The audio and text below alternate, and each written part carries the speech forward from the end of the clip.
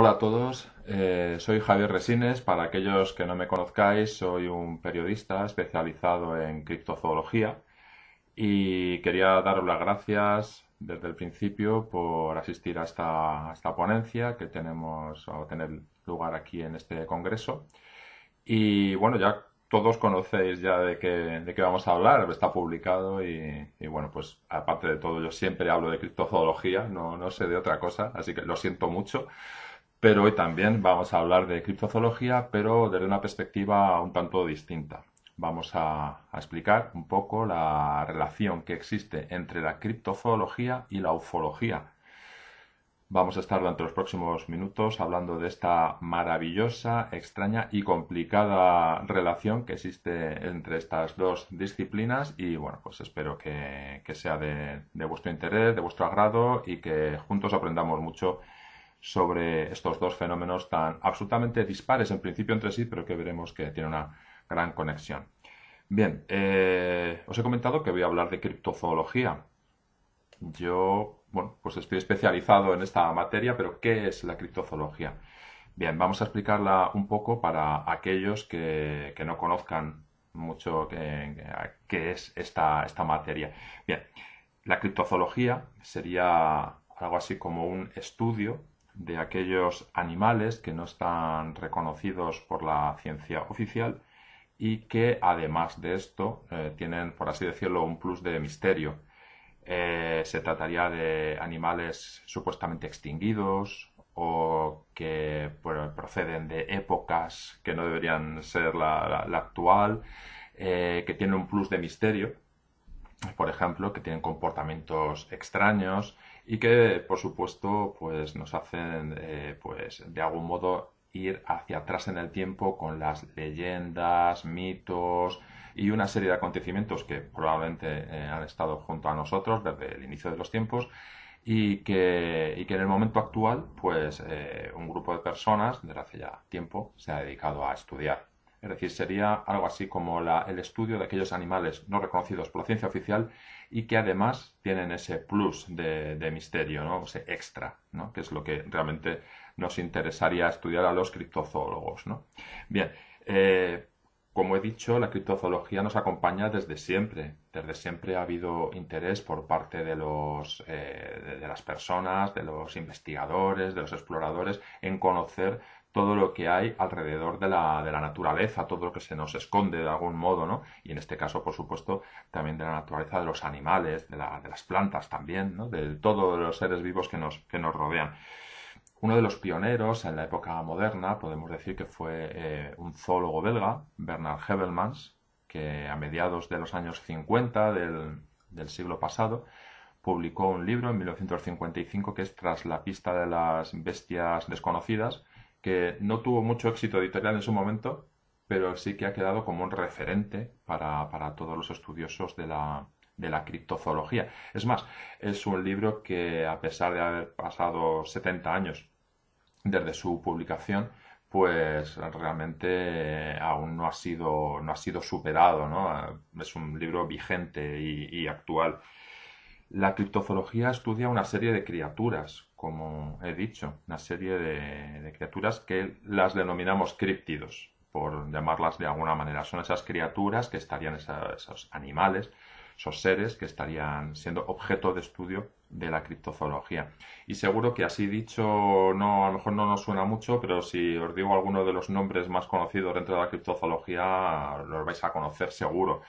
Estaríamos hablando de los más conocidos como el monstruo del lago Ness en Escocia, Bigfoot en Estados Unidos y Canadá, en toda Norteamérica, Sasquatch, que es otra denominación también de la zona, el abominable hombre de las nieves, el Yeti y por supuesto pues todas aquellas serpientes gigantes, serpientes marinas, animales marinos, monstruos de todo tipo, dinosaurios que parece que han llegado de la noche de los tiempos y que se han establecido entre nosotros, como por ejemplo Mokele, un pequeño dinosaurio que podría sobrevivir en algunas regiones muy poco exploradas del Congo o de Camerún, pterodáctilos, es decir, todos aquellos extraños animales que, como decía, no deberían estar entre nosotros, pero que bueno, hay testimonios, algunas pruebas, pequeñas evidencias que hacen que, bueno, pues al menos merezca la pena estudiarlos. Este fenómeno de la criptozoología se extiende por todo el mundo. No está circunscrito a un lugar concreto o a un país concreto. Eh, Desde Estados Unidos, como hemos dicho, toda Europa, la vieja Europa también, en la que parece que no puede haber animales desconocidos, también es un foco importantísimo de estos críptidos, pasando por todas las zonas remotas que queramos imaginar. La Amazonía, las selvas más profundas de África, el sudeste asiático, los desiertos de Gobi, de Australia, cualquier cadena montañosa, bosques, ríos, las profundidades del océano, todo es susceptible de que encontremos pues interesantes y desconocidas criaturas, ¿no? Que hagan pues enmudecer a los relatos de Julio Verne y de tantos novelistas, ¿no? Decimonónicos y de otras épocas. Bien, a la criptozoología no es una disciplina arreglada, no es una ciencia oficial, no hay unos estudios de criptozoología, entonces, pues bueno, nos acercamos de maneras diferentes, ¿no? A ella. Te puedes acercar desde la biología, por supuesto, desde la zoología, también desde la antropología, desde el folclore, desde la psicología social, por supuesto, desde muchas perspectivas. Y una de ellas es desde la ufología, por supuesto, ¿no? Hay un nexo de unión, claro, entre la criptozoología y la ufología, que es lo que vamos a tratar bien. Hay un investigador italiano, Roberto Pinotti, que fue el compilador, el editor de un diccionario ufológico que publicó Ediciones Orbis en el año 1998, hace ya más de 2 décadas, y que ahí incluye en ese diccionario de términos una definición de criptozoología que, si me permitís, os la voy a leer porque es muy definitorio de lo que vamos a ver a continuación. Roberto Pinotti, ya digo, en este diccionario ufológico de Orbis, del 97, perdón, que acabo de leer la chuleta del 97, ¿no? Dice que la criptozoología es un neologismo científico de reciente creación que indica el estudio de formas de vida ignotas o que se creían extinguidas, que era un poco lo que estábamos comentando atrás.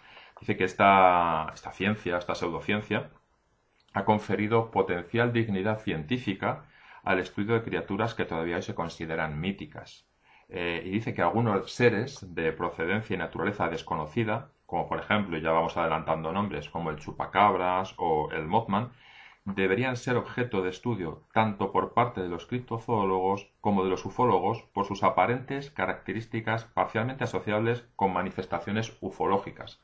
Bien, esto dice Roberto Pinotti hace ya casi un cuarto de siglo, ¿no?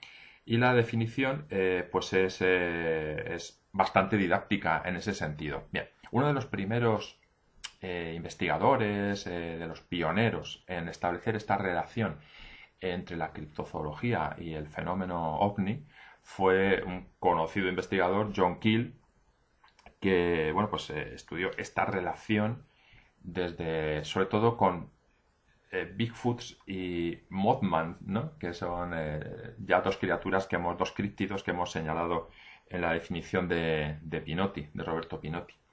Bien, pues para John Keel, porque hago aquí un pequeño inciso, esta relación entre la criptozoología y la ufología, básicamente lo que está es defendiendo la teoría ET, la teoría extraterrestre, la teoría de que los ovnis son objetos, máquinas, naves tripuladas por entidades extraterrestres que vienen a visitarnos con, ya veremos qué intenciones, ¿no?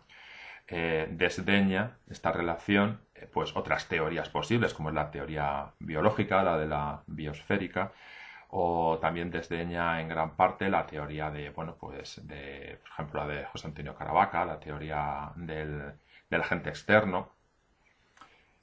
En general, los investigadores que relacionan ovnis y criptozoología lo hacen en general, ahora iremos viendo que hay diferencias, pues desde la teoría, la explicación ET, realmente, ¿no? John Keel, por ejemplo, aparte de pionero en esta relación, él tenía sus dudas, ¿no? Porque pensaba que estos ovnis podían ser incluso manifestaciones demoníacas, intervenciones interdimensionales, pero bueno, esto lo iremos viendo un poco más adelante.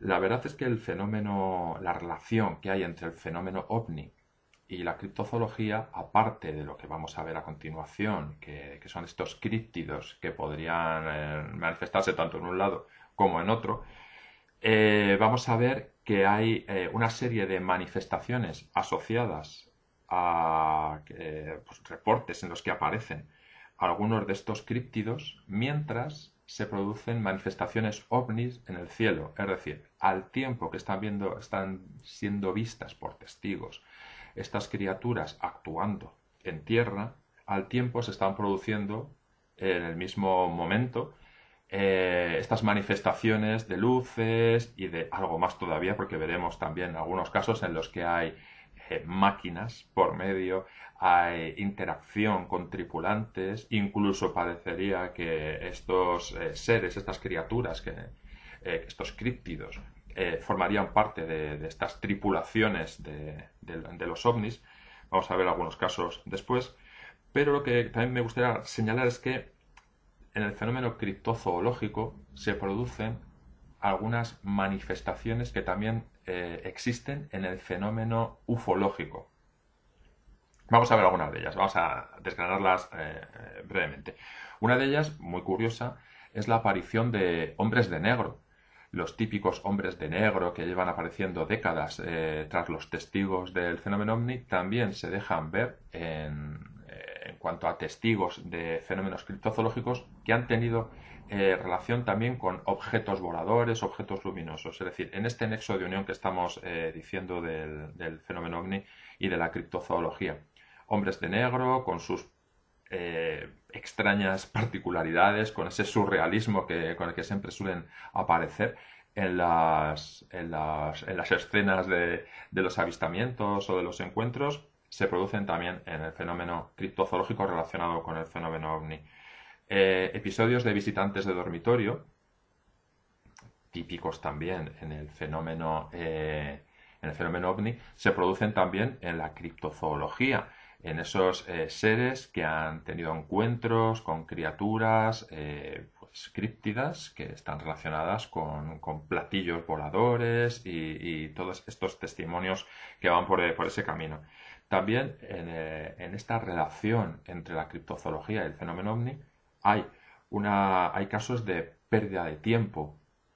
Este fenómeno que se produce muchas veces cuando se ha producido una abducción por parte del testigo por parte de la entidad extraterrestre. También sucede lo mismo en muchos casos de críptidos, de Bigfoots y otros extraños seres que vamos a ver.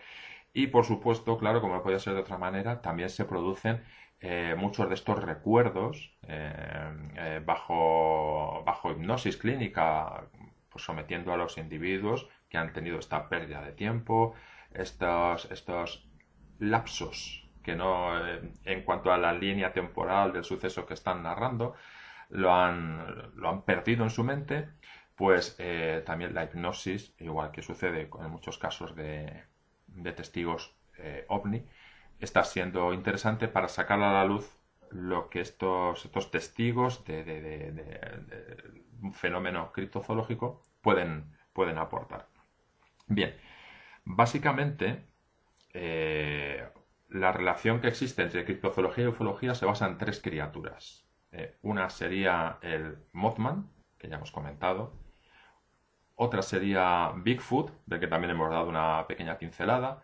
Y el tercero y más controvertido de estos críptidos sería Chupacabras. Bien, estos tres críptidos formarían parte de la criptozoología más paranormal, de aquella que se sale de lo puramente biológico y de lo que llamaríamos pues un animal, sin más, ¿no? Porque como mínimo, son protagonistas de manifestaciones desconcertantes, extrañas y paranormales, ¿no? Paraufológicas incluso también, ¿no?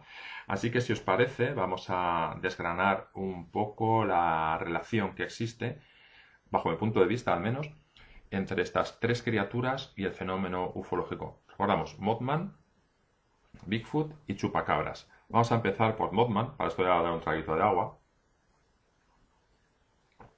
por aquí. Y bueno, Mothman sería la primera pata de las tres, ¿no? Sobre la que se sustenta esta relación entre estos dos mundos, por así decirlo.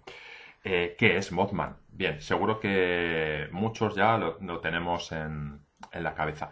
Mothman es, pues, su descripción sería un ser humanoide muy alto, entre 1,80 y 3 metros de estatura, negro o muy oscuro, dotado de unos ojos rojos o anaranjados, con unas grandes alas de murciélago, algo así parecido, con capacidad de volar, con capacidad de emitir sonidos, chillidos, un gluggluteo, según los distintos testigos que se lo han encontrado.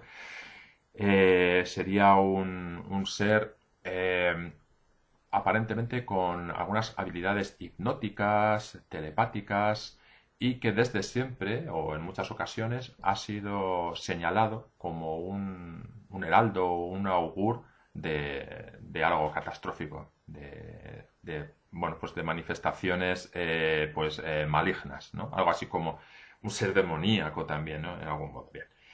Eh, Hemos mencionado a John Keel hace un momento, y John Keel volvió a salir aquí nuevamente con el asunto de Mothman. Fue uno de los primerísimos investigadores en investigar a la figura de Mothman y en establecer también esa relación con el fenómeno ufológico. El caso clásico de Mothman se produjo en 1966 y 1967 en Point Pleasant, en Virginia, un pueblo de Virginia Occidental en Estados Unidos, en el que ya os sonará la historia. Pues bueno, empezó a haber una serie de apariciones de este ser, pues produciendo todo una suerte de fenómenos: visitantes de dormitorio, luces en el cielo, fenómenos asociados de todo tipo, estos casos de mala suerte, bueno, y de catástrofe que acabaron con el colapso del puente del Silver Bridge que unía a la población con el resto del estado, en el que murieron bastantes personas. El tema de Mothman, el asunto del fenómeno de Mothman, se popularizó gracias primero al libro de John Keel, que era Las profecías de Mothman, que es de 1975, y luego en 2002, a raíz de una película protagonizada por Richard Gere, que se llamaba así, Mothman, la última profecía. Bien, gracias a eso se popularizó bastante. Bien. Este Mothman no aparece únicamente en Point Pleasant durante estos meses y ahí se queda la historia, sino que Mothman aparece realmente en prácticamente todos los rincones de Norteamérica y en muchos otros lugares del mundo. Por ejemplo, en el norte de México, en la zona de Jalisco y Chihuahua, es una figura conocida allí como el hombre polilla, pero es una figura habitual en los encuentros de algunas poblaciones con este críptido. Es también conocido en otras regiones, por ejemplo, bueno, pues en Ucrania ha habido, en la vieja Europa también, en España ha habido algún caso también, pero donde se han dado una gran cantidad de encuentros con este tipo de entidades, ya digo que ha sido sobre todo en Norteamérica. Bien. Cuando se produjo ya el caso de Mothman en Point Pleasant, en los años 60, ya se produjeron, como digo, estos casos de visitantes de dormitorio, de luces en el cielo, de hombres de negro, todos estos fenómenos, estas manifestaciones relacionadas con el fenómeno ovni de alguna manera. Pero, como digo, es un caso que nos acompaña hasta ahora mismo.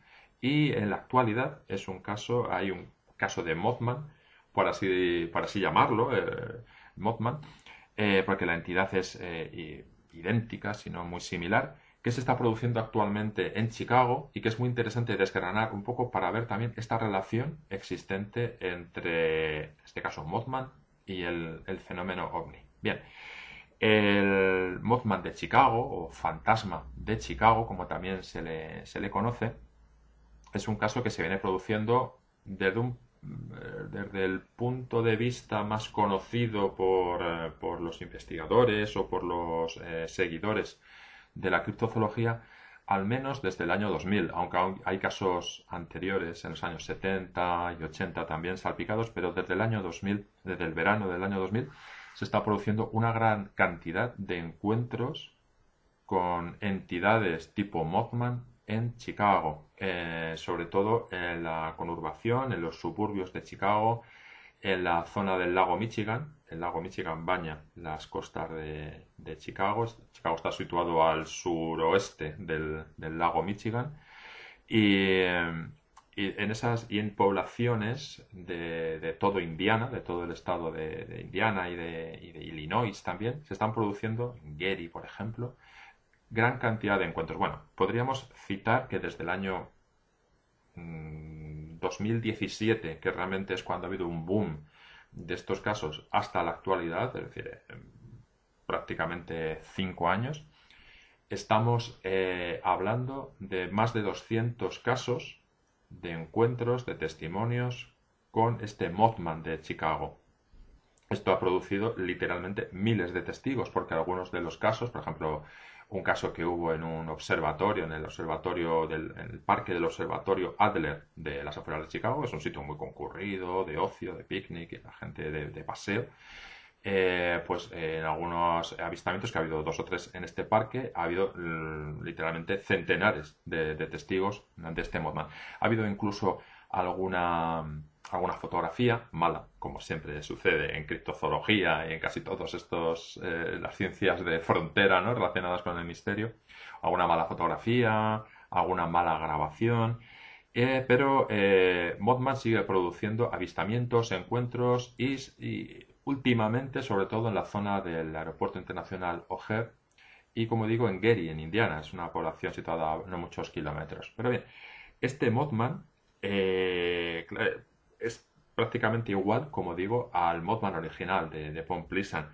Y su relación con el fenómeno ovni es clara. Hay muchos casos, ¿no?, en los que ha habido Mothmans y ovnis al mismo tiempo produciéndose. Vamos a recordar uno, por poner un ejemplo, que se produjo en 2018, un día de una noche, una celebración de cumpleaños. Este caso está siendo investigado todavía por MUFON, por la Asociación OVNI norteamericana, que bueno, lleva funcionando desde finales de los años 60. Y es un caso en el que un grupo de amigos alquila un barco para pasear por el lago Michigan, para celebrar una fiesta de cumpleaños de uno de ellos. Y alrededor de las 10 de la noche les sorprende porque les sobrevuela lo que ellos creen que es una figura, un murciélago gigante. Dicen que de más de 6 pies de alto, es decir, de más de 1,80 de estatura, de longitud, un murciélago gigante, por tanto, les sobrevuela, les rodea en 3 ocasiones a la embarcación, provocando pues realmente un ataque de pánico en todos ellos, y finalmente desaparece en una dirección concreta. Sé que a los 5 minutos se quedan pensando un poco qué ha pasado, intentando digerir qué es lo que ha sucedido. Un vampiro, un murciélago gigante de 1,80 sobrevolando sus cabezas. Y a los 5 minutos o menos aparece un objeto volador metálico de color verde que venía en la misma dirección de este Mothman, y pasó pues sobre la vertical del barco y continuó avanzando hacia la dirección donde había desaparecido este Mothman, que era un objeto metálico verde que pasaba despacio. No era un helicóptero, no era un globo, no era nada conocido para ellos. La fiesta se acabó ahí. El miedo se apoderó de ellos y decidieron volver a puerto y pensar qué era lo que les había sucedido. Bueno, pues este es un caso arquetípico dentro de lo que hay del Mothman de Chicago. Como ha habido cerca o alrededor de unos 200 casos de momento catalogados, claro, pues aquí ha habido de todo, ¿no? Ha habido visitantes de dormitorio también, como por ejemplo un caso en 2011 a una mujer, hombres de negro, Men in Black, que han hablado con testigos, queriendo destruir pruebas, haciéndose pasar por agentes gubernamentales y presionando a testigos de este Mothman de Chicago, que como digo, es un caso vivo ahora mismo y que bueno, pues está provocando la llegada de muchos interesantes e interesados investigadores a la zona, ¿no? Para ver qué ocurre en el lugar. Bien, hemos hablado de Mothman, que sería uno de los tres pilares, de los tres críptidos en los que se basa esta relación, ya digo, bajo mi punto de vista, entre la criptozoología y el fenómeno ovni, con esta teoría extraterrestre. Y la segunda pata de esta relación, permitidme un segundo, sería el archiconocido Bigfoot. Bueno, Bigfoot y ovnis. Sí, ¿no? Pues sí. Ahora os lo cuento con más detalle. Bien, ¿qué es Bigfoot? Creo que todos conocemos lo que es Bigfoot, este ser peludo, homínido, simiesco, de pues entre 1,80 y también 3 metros de estatura, que bueno, pues es conocido en prácticamente todo el mundo, con distintos nombres, con pequeñas diferencias, con diferencias de tamaño, de complexión y tal. Son los Bigfoot o los Sasquatch de Norteamérica, los Yetis del Himalaya, los Yeren de China, los Yowie de Australia, los Barmanú de Pakistán, los Basajaun del Pirineo Vasco-Navarro y Aragonés en España. Son estos homínidos reliquia, estos seres imposibles, pues un eslabón perdido de la evolución, una rama desgajada, un primo de nuestro hombre moderno, que, según los testimonios, estarían viviendo aún en algunas zonas remotas, pequeñas colonias de distintos lugares del mundo. Bien, pues también hay una relación de estos Bigfoot, estos pies grandes, con el fenómeno ovni, porque se les ha visto en muchas ocasiones, antes, durante o después de producirse avistamientos ovni, se les ha visto en el mismo lugar de los hechos, interactuando con otros seres aparentemente procedentes de estos platillos y bueno, pues de algún modo relacionándose con ellos, incluso, bueno, pues ahora lo veremos, incluso pilotando una aeronave o atacando ganado, bueno, pues lo que viene siendo pues un ET en todas sus manifestaciones. Y en estas manifestaciones, pues también Bigfoot en muchas ocasiones se presenta ante los testigos realizando acciones que son clásicas en muchos casos ovni, por ejemplo, interviniendo con aparatos eléctricos, haciendo que las baterías de los coches de los testigos se apaguen, o sus luces, o sus radios, ¿no? Si las llevan puestas, y provocando todo tipo de comportamientos desconcertantes, ¿no? Tanto en el testigo como en el propio actor, ¿no? En este caso en el Bigfoot. Bien. Vamos a ver algún caso. Vamos a ver algún caso para explicar esta conexión. Alguno en Estados Unidos, uno muy curioso en Francia.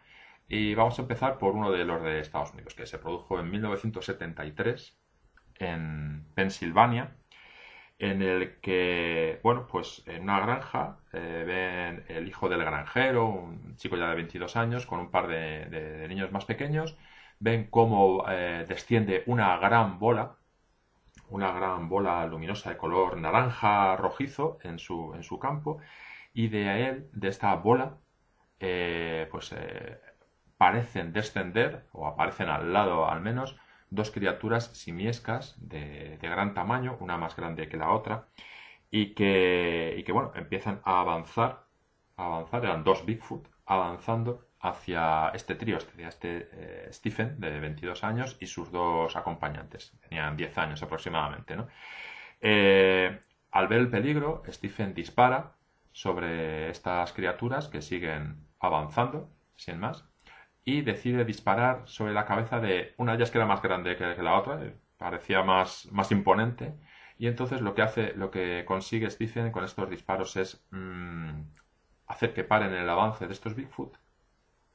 El que recibe supuestamente los disparos, aunque no parece que le haga nada, levanta una mano y retroceden desapareciendo en la espesura del bosque, mientras esta bola roja anaranjada desaparece en el cielo. Como vemos, pues, bueno, pues hay una clara relación ahí, parece, ¿no? Entre unos y otros. Hay un caso también de 1973, hay un caso francés que se produce en el norte del país, muy cerca de la frontera con Bélgica. Es un caso recogido por algunos investigadores, por ejemplo, José Antonio Caravaca en su libro Distorsión. Por cierto, un libro muy recomendable para conocer también esta temática, esta conexión entre Bigfoot y otros críptidos y el fenómeno ovni. Caravaca, él lo explica mucho mejor que yo, desde luego, pero bueno, Caravaca relaciona el fenómeno críptido, ovni, fantasmas, apariciones marianas, lo relaciona en el sentido en el que todo podría ser parte de una misma manifestación y que, bueno, pues estaríamos posiblemente ante distintas formas de presentarse un mismo fenómeno, ¿no? Pero esto que os lo explique él mejor otro día. Bien, vamos a avanzar con el caso este francés, que es muy curioso. Es una pareja que está dentro de un vehículo, en una carretera, en esta zona, digo, del norte de Francia, cercana a Bélgica. Es de madrugada, es la 1 de la mañana, y ven como de repente un objeto metálico de color blanco desciende del cielo y se posa en un campo nevado. Estamos en el mes de noviembre, en un campo nevado cerca de donde están ellos. Es un objeto de unos 15 semisférico, de unos 15 metros de diámetro, es decir, de un tamaño importante, y que de repente lo que ven es pues aparecer primero tres individuos, tres criaturas de pequeño tamaño, como de 1,20 de estatura, cabezas grandes, ojos saltones, boca pequeña, ausencia de nariz, embutido en una especie de traje plateado, blanco, así ceñido. Primero aparecen esos tres, después ven, sería parecido a unos grises aproximadamente, ¿no? Pero esto dicen que tenían los ojos blancos, no oscuros como los grises, pero sería, para hacernos una idea, en la clasificación de hipotéticos tripulantes de platillos voladores, unos grises. A continuación aparecen dos seres con apariencia humana, de 1,95 de estatura, esbeltos, rubios, pelo largo, también metidos en este tipo de traje. Sería, en esta hipotética clasificación de tripulantes ovni, una especie de adamskianos, ¿no? Más o menos. Y detrás lo que ven es un hombre mono, un Bigfoot que en ese momento lo ven que está como semi agachado, como si estuviera recogiendo algo del suelo, con brazos largos, cubierto de piel, o sea, de pelo oscuro, grande, lo que sería un Bigfoot. Decían que se parecía a un oso o más bien a un gran simio, ¿no? Que está ahí. Bueno, tras unos 10 minutos de observación, los tres más pequeños seres se van acercando a la pareja y esto asusta a la mujer, que sale corriendo del vehículo dando un portazo. Esto hace que los supuestos extraterrestres se percaten de la presencia de la pareja y en el mismo modo en el que han aparecido van desapareciendo el hombre simio, los adamskianos, los grises, se meten en la nave y la nave desaparece, ¿no? Llega hasta cierta altura, a unos 9 metros, y a 9 metros de altura del suelo, desaparece de un modo veloz. Bien, pues bueno, yo le llamo a este caso el de la tripulación Star Trek, porque realmente es que hay todo tipo de seres y de criaturas, pero bueno, nos quedamos con esta criatura que hemos comentado del caso, que es este caso, este hombre mono, hombre simio que aparece en última fila, ¿no? Y bueno, por no alargarnos mucho, porque como digo, hay muchísimos casos relacionados con Bigfoot y ovnis, vamos a pasar a la tercera y última pata o pilar de esta relación de la criptozoología con el fenómeno ovni, que sería pues chupacabras. Lo he dejado al final aposta porque es realmente la criatura, el ser más extraño, más difícilmente explicable todavía, mucho más que Mothman o que Bigfoot, ¿no? Y que bueno, que también está relacionado con el fenómeno ovni. Eh, para los que no conozcan qué es chupacabras, recordemos que el fenómeno desde la modernidad, porque posiblemente lleve con nosotros siglos, milenios, el fenómeno moderno se inicia a finales, a mediados de los años 90 en Puerto Rico, con una serie de ataques a ganado, y de ahí salta a las comunidades latinas de Estados Unidos, a toda América Latina, a España, a Europa, se extiende por todo el mundo el fenómeno, es un fenómeno común, pero sobre todo ligado a América Latina y a comunidades de habla hispana. Básicamente, también Brasil, pero bueno, esta zona, por así decirlo.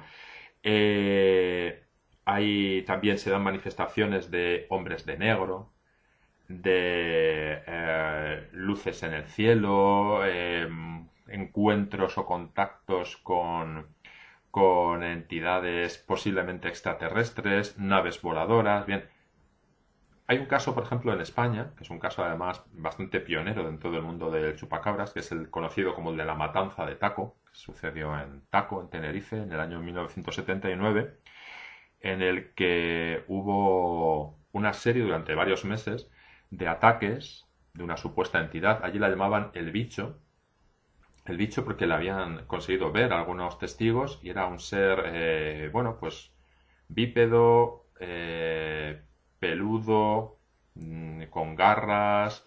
La idea típica que tenemos del chupacabras, ¿no? Una especie de canguro extraño con garras, con púas, así. En este caso canario, el bicho, como le llamaban, era más peludo aún, pero encajaría dentro de esta idea general que tenemos del chupacabras. La habían visto en algunas zonas antes y después de diversos ataques a ganado que hubo en la zona. Y murieron cantidad de ganado de granja, cerdos, bueno, de todo tipo, ¿no? Durante varios meses fue bastante curioso y se atemorizó bastante a la población con esto.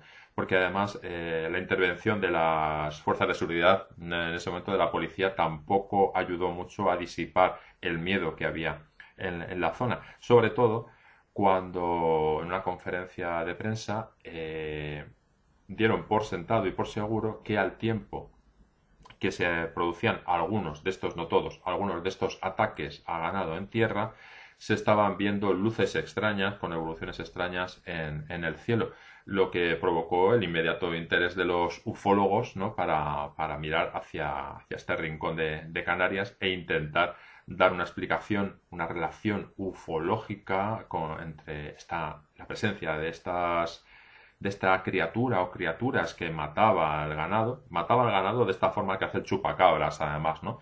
Que es sin lucha, sin dejar rastros, sin dejar huellas, dejando los cuerpos exangües, es decir, sin gota de sangre, extrayendo algunos de estos por pequeños orificios que luego aparecían cauterizados, como de un modo muy quirúrgico, extrayendo algunas de las vísceras, es decir, eran ataques que no eran obra de ningún depredador conocido, lobos que no hay en Canarias o ningún tipo de depredador conocido hacía o hace ese tipo de ataque. Bien, pues un caso muy característico de esta relación, o una serie de casos muy característico de esta relación, se produjo en Chile. Chile es un país en el que casi cada día salta alguna noticia relacionada con el fenómeno chupacabras. Hay un libro muy recomendable que es de un investigador cubano afincado en Miami, que murió hace pocas fechas, además, Virgilio Sánchez Ocejo, que se llama Las mascotas de los ovnis. Ya nos da una pista de cuál es su teoría al hablar de chupacabras en estos términos, ¿no? Bien, él es un libro muy recomendable porque nos da a conocer de modo muy interesante la relación que hay entre chupacabras y el fenómeno ovni. Y él habla de una oleada, entre otros muchos casos, de la oleada ovni que hubo en Chile entre los años 2000 y 2002, que se vio salpicada casi constantemente también de una oleada de ataques de esta entidad llamada chupacabras, ¿no?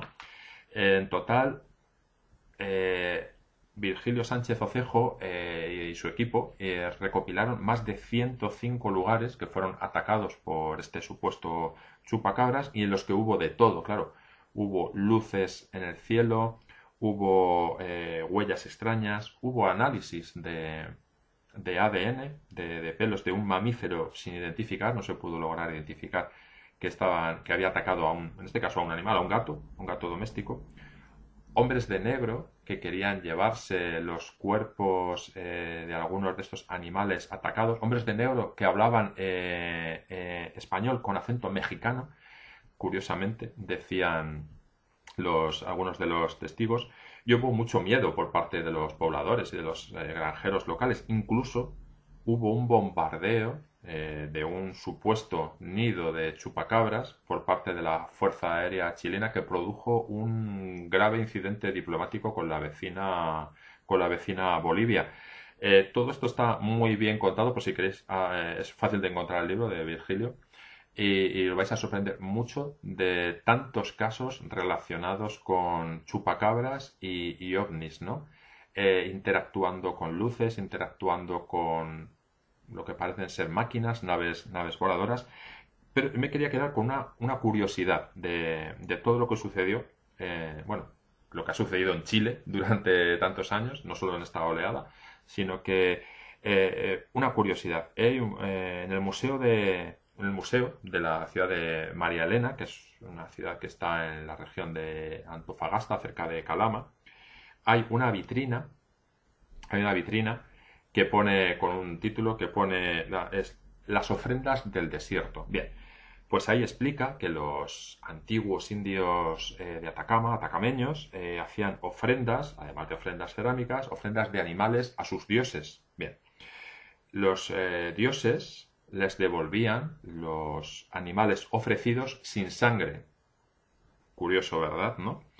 Y los indios, después de un ritual, enterraban a estos animales bajo unas estructuras de piedra. Bien, en esta vitrina lo que se expone es el cadáver de un perro que había sido devuelto por estos dioses después de haber sido entregado en la ofrenda y de haber sido eliminada su sangre. Bien, ¿qué especulan algunos investigadores con estos? Pues que esta ofrenda que ya no existe, porque estas tribus atacameñas ya no existen en el lugar, que se ofrecía antiguamente a los dioses, a sus dioses, ha sido sustituida de alguna manera por la presencia de estos chupacabras, que lo que estarían haciendo es recolectar esta sangre, estas vísceras, para estos dioses, que no serían otros, sino los tripulantes de los ovnis. Bueno, esto es muy interesante, sobre todo para los seguidores de la teoría de los antiguos astronautas, ¿no? Y estaría de algún modo explicando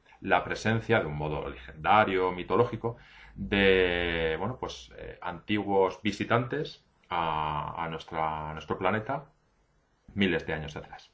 Bueno, espero que os haya despertado el interés, al menos estas historias que hemos contado de Mothman, de Bigfoot, de chupacabras y su relación con el fenómeno ovni. Solo han sido unas pinceladas, no tenemos mucho más tiempo, pero hemos llegado al final prácticamente. Así que me gustaría plantearos unas hipótesis como resumen final. Y bueno, pues me gustaría que hubiera feedback de alguna manera, ¿no? A ver qué os parecen, ¿no? En general, entiendo o creo entender que el interés que el fenómeno ovni tiene por los críptidos, pues sería el mismo interés que pueden tener de existir, ¿no? Estas entidades que nos visitan desde otros planetas, pues sería el mismo que existe pues por aquellas manifestaciones catastróficas, por ejemplo, cuando se han visto ovnis en los lugares en los que ha habido erupciones volcánicas, grandes terremotos o desastres provocados por el hombre, accidentes, algo así, ¿no? Se han visto por la presencia de estas naves o estos objetos, estas luces, ¿no? Un poco pues intentando entender o investigando qué ha sucedido, ¿no? En general habría esta relación, pero la relación más estrecha de estas criaturas con el fenómeno ovni yo creo que es distinta en cada caso. A mi entender, Mothman, para estas entidades extraterrestres, tendría un mero interés científico, sin más, ¿no? Como lo tendría para nosotros también, igual, ¿no? No creo que haya una relación eh, de otro tipo entre Mothman y el fenómeno ovni. Para Bigfoot puede suceder lo mismo. Puede también que sea un interés simplemente científico, si es que existe en sus cabezas ese interés. Pero sí que por otro lado hemos visto, y me he dejado muchísimos casos en el tintero, en el que Bigfoot aparece relacionado con la presencia de máquinas voladoras extrañas, bien cerca de ellos, bien interactuando. Incluso hay casos en los que Bigfoot interactúa con otros seres grises eh, abduciendo una vaca. Es un caso de los años 80 que hay en Estados Unidos. Incluso como tripulantes de estos, se les ha visto como tripulantes de estos ovnis, casi siempre en posición de subordinación ante los grises o los adamskianos o otros tripulantes que podían aparecer con ellos. Y sin embargo, chupacabras, como acabamos de ver, podría ser, sí que sería parte integrante de esa tripulación, por así decirlo, de los ovnis. Serían unos recolectores de pruebas, de muestras de sangre, de vísceras, ¿no? Una especie de robot biológicos, como se les ha llamado muchas veces, la mascota de los ovnis, que decía Virgilio Sánchez Ocejo, y que bueno, estarían al servicio de los extraterrestres. ¿Por qué? Bueno, hay una teoría que dice que cuál es el objeto de desangrar y mutilar al ganado, porque no olvidemos la relación que existe efectivamente con el asunto del fenómeno de la mutilación de ganado, que no lo hemos tocado por falta de tiempo, pero es otro gran punto de unión con el fenómeno ovni y la criptozoología. Bien, pues es posible, comentan algunos estudiosos, que los alienígenas sufran la misma enfermedad que sufren los astronautas terrestres al estar en pues una exposición a vuelos espaciales prolongados,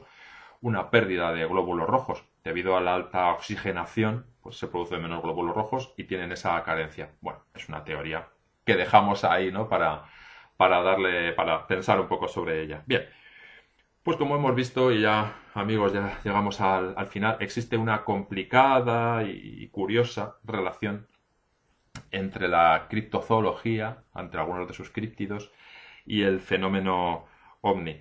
¿Lograremos conocer alguna vez la verdad sobre esta relación? Pues la verdad es que, como se suele decir, la verdad está ahí afuera y lo que tenemos que seguir es intentando buscarla. Así que en ello seguiremos. Seguiremos tras la pista de esta curiosa, extraña e interesante relación. Muchas gracias por estar escuchando esta ponencia. Espero que haya sido de vuestro interés y nos encontramos pronto. Un abrazo para todos.